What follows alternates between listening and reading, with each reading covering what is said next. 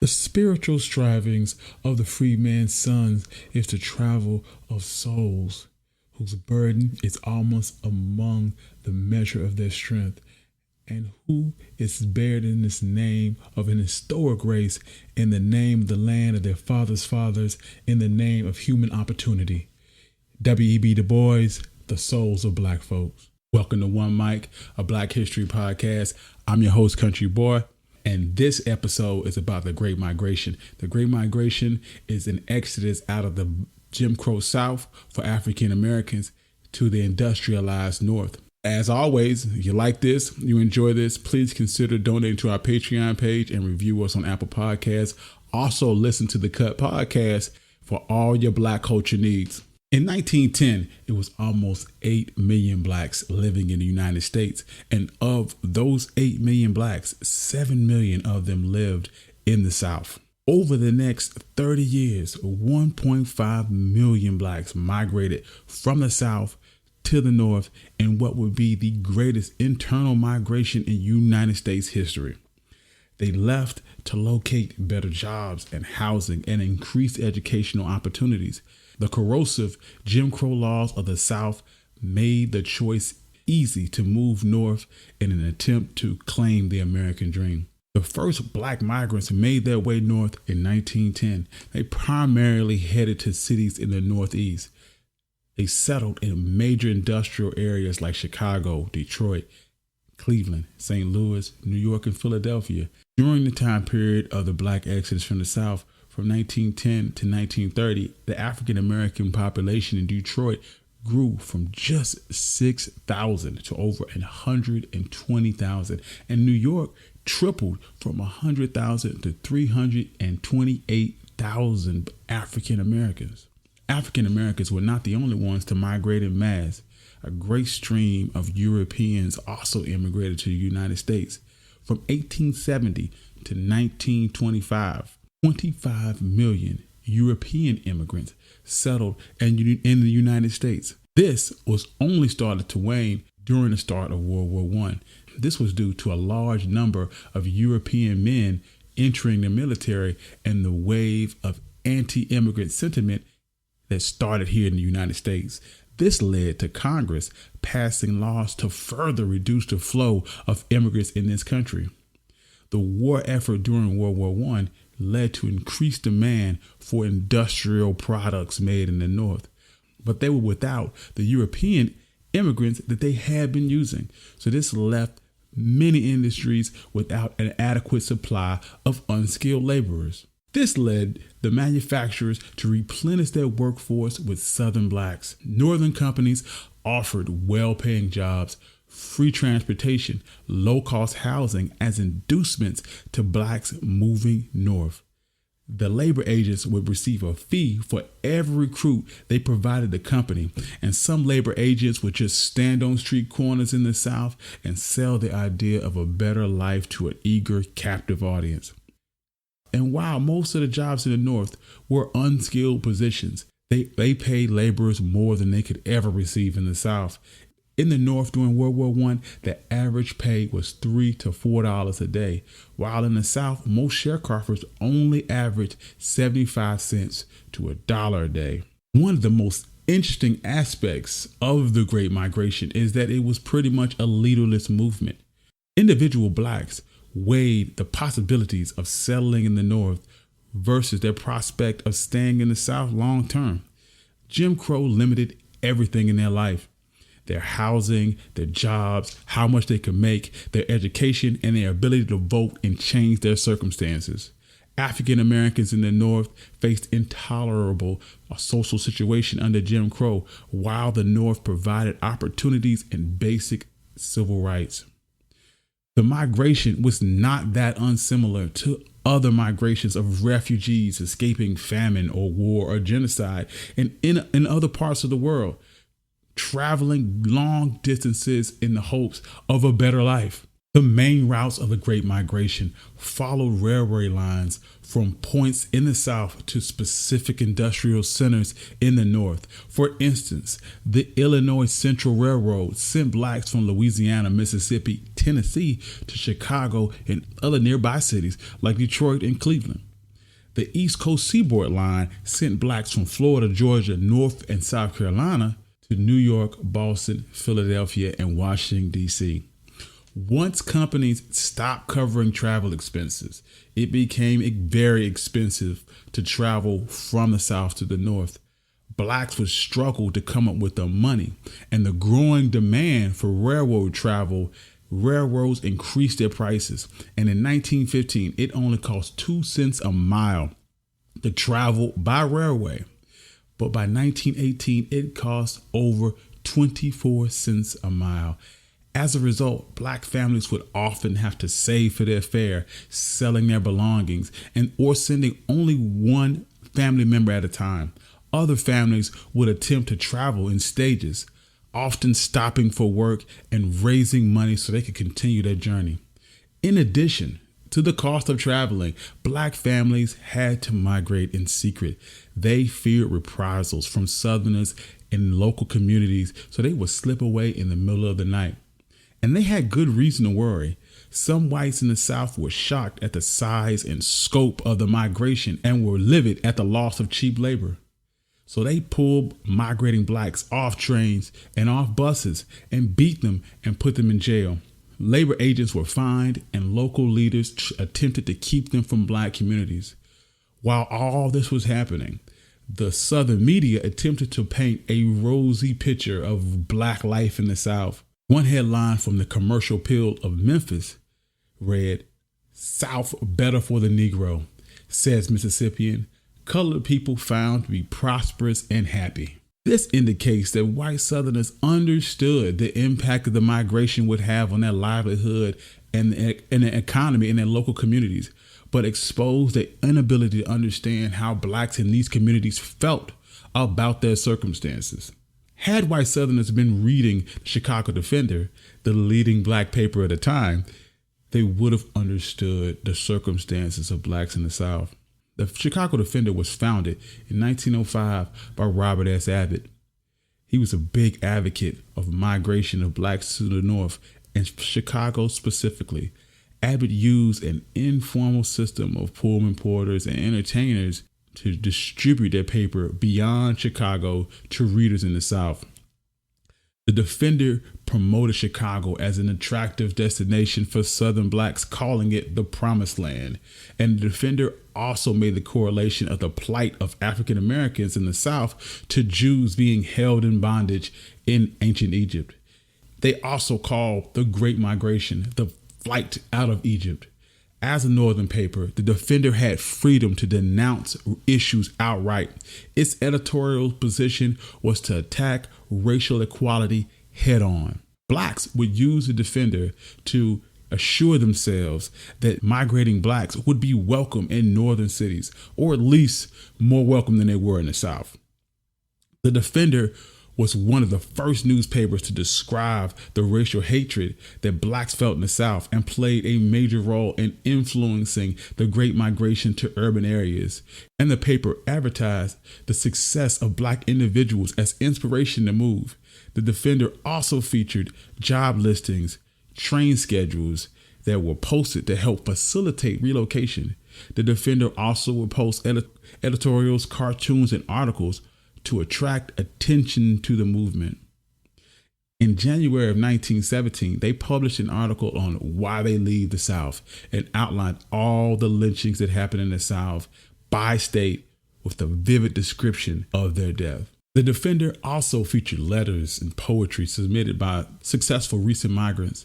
Southern blacks wrote letters to the Defender looking for information about jobs and housing and just general life in Chicago. One of these letters published in the Defender in 1917 was an anonymous poem called "Bound for the Promised Land," which captured the disposition of blacks in the South. "Why should I remain any longer in the South, to be kicked and dogged around?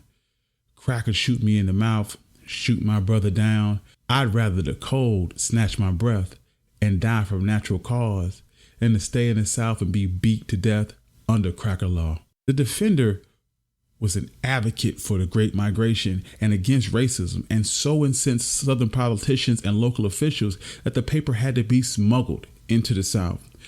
White distributors refused to circulate the Defender, and local police would confiscate any copies they found. Some places the publication was completely banned. One town in Mississippi called the Defender German propaganda, which is in line with the anti-German sentiment post-World War I. All of these actions to stop the Defender was basically unsuccessful because the Defender was the most read and most influential black paper in the country at the time. It was estimated at its height, every paper sold was read by 4 to 5 African Americans, putting its readership at over 500,000 people a week. During this exodus, African American organizations formed to help aid black migrants in the challenges that they faced in their new urban environment. And the most popular of those organizations was the NAACP. Just as the Chicago Defender was their main news source for migrating blacks, the NAACP became their primary civil rights organization. It was founded in 1909 and in response to racial injustice and offered legal and economic help to migrating blacks. The NAACP fought against restrictive covenants preventing blacks from moving into white neighborhoods and lobbied against school segregation in northern cities. They also lobbied unsuccessfully for a federal anti-lynching bill. The NAACP even featured a magazine called The Crisis, which also fought racism and racist policies in both the North and the South. And by April of 1919, the NAACP had grown from 9,000 members to 51,000 members and had a dozen chapters all over the country. The Crisis was also circulated to almost 100,000 readers. Chicago and the North in general was far from a promised land. The Great Migration triggered a housing shortage in almost every major urban center. This crisis was made even worse for blacks because of segregationist policies. Although segregation in the North was not specifically defined by law like it was in the South, as blacks poured in to the North, angry groups of whites from all major cities lobbied for laws to prohibit landowners from renting to blacks in their neighborhoods. Another method they would use was restrictive covenant clauses in mortgage agreements that homeowners could only sell to a specific minority. All of these were a powerful force of racial discrimination, and some of these covenants were even endured in states into the 1960s.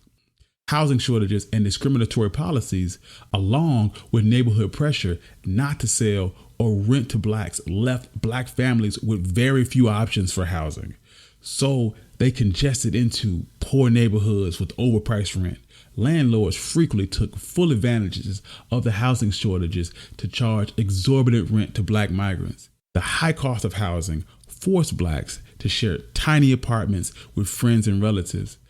Some apartments became so overcrowded, migrants had to share a bed with one person sleeping while the other person would work. As the migration grew, blacks would migrate in patterns, moving to specific areas in the North, settling in neighborhoods where they had family and friends, or with areas with strong black communities. Some places in Chicago had neighborhoods that were populated with people all from the same southern town. As a positive result of these housing tensions, many blacks ended up creating their own cities within big cities, fostering an explosion of African American culture. The most prominent example was in Harlem. A formerly all-white neighborhood by the 1920s housed over 200,000 African Americans. The birth of the Harlem Renaissance was a direct result of mass migration of African Americans. The Harlem Renaissance was one of the most influential intellectual, social, artistic movements of the 20th century. New York was a major destination for migrating blacks, and Harlem was their overwhelming area of choice within New York. Attracting Southern blacks seeking work, it also attracted educated blacks who made this an area a center of culture. Harlem was originally developed in the 19th century as an exclusive suburb for white middle to upper middle classes. Its affluent beginnings led to the development of stately houses, grand avenues, and world-class amenities like the Harlem Opera House. During an enormous influx of European migrants in the late 19th century, The once exclusive district was abandoned by the white middle class who moved farther north in New York City. The music of choice in Harlem during the 1920s was often played in speakeasies offering illegal liquor. Jazz became a great draw not only to Harlem residents, but to an outside white audience because it became very fashionable to frequent the Harlem nightlife. Businessmen quickly realized that white people wanted to experience black culture without actually having to socialize with African Americans. So they created clubs that catered specifically to them. One of the most successful of those clubs was the Cotton Club, which featured frequent performances by musicians like Duke Ellington and Cab Calloway. Some in the community derided even the existence of such clubs, but others believed that this was a sign that black culture was moving towards racial acceptance. The visual arts was never that welcoming to black artists. Art schools and galleries and museums would shut them off, but in Harlem, they found acceptance. The Harlem Renaissance was a golden age for African American visual artists, writers, musicians, and actors. They were able to take their lives as blacks and experiences slavery and segregation and just daily life in Harlem as inspiration for the creation of amazing work. The Harlem Renaissance brought the black experience to the American public, and the explosion of culture and the legacy in Harlem Renaissance changed how America and the world viewed African Americans. And when blacks arrived in their northern destination, they were often met with resistance and hostility in the form of immigrants who already lived in these cities. These immigrants made up almost 25% of the nation's workforce. So as blacks applied for jobs in industries dominated by these immigrants, those immigrants perceived the black migrants as a potential threat to their livelihood. They saw black migrants as alien invaders who needed to be contained by a group who wasn't faring that much better than they were. These two groups were competing for the same low-skilled jobs.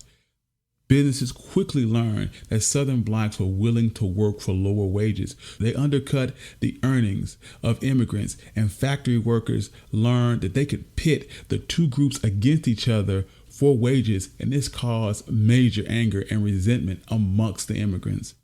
Black migrants always had a complicated relationship with labor unions. Major labor unions had accepted immigrants into their membership, but they had banned black migrants from joining.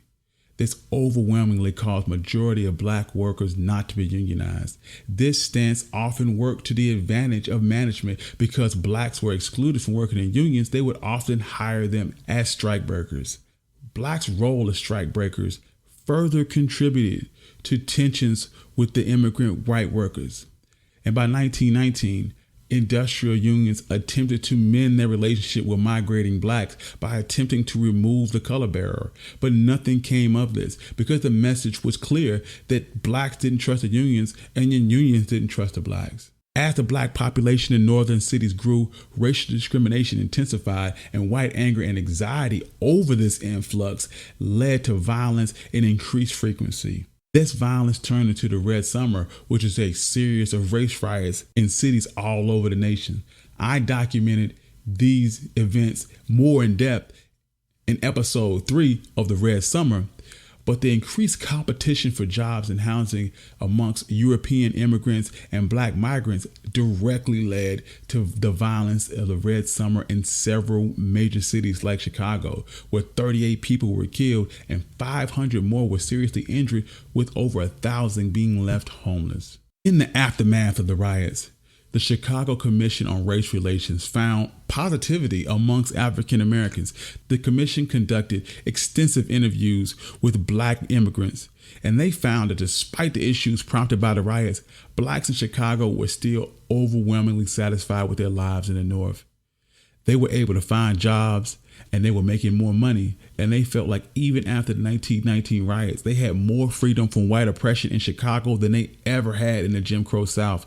They expressed optimism over their northern future, and although they still face segregation in housing and limitations for jobs in northern cities, one area where they were equal was they had the ability to vote. The arrival of black workers changed the political landscape in the North. One of the first things that blacks did upon arriving in the North was register to vote, a civil right that had been virtually impossible to them in the South.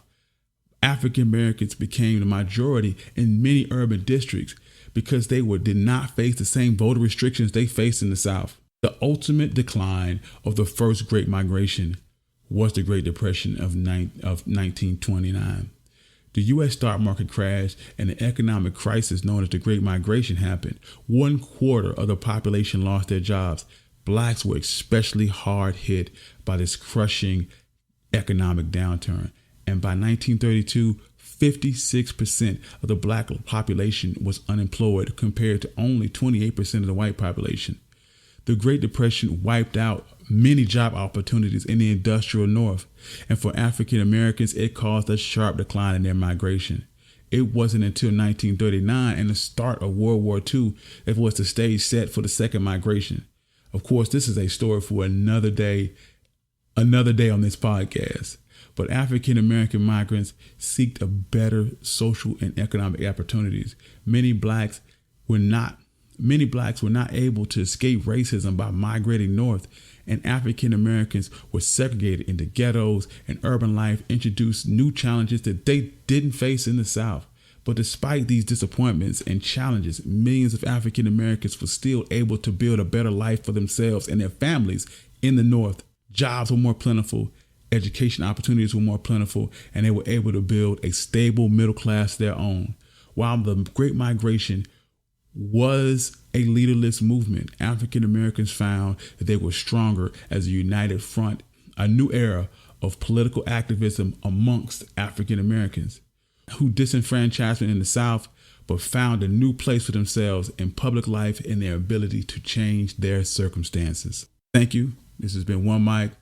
I was your host, Country Boy. Once again, if you like this, you enjoyed this, please consider donating to my Patreon page so I can continue to bring you dope content. Please review us on Apple Podcasts and check out The Cut for all of your Black culture needs.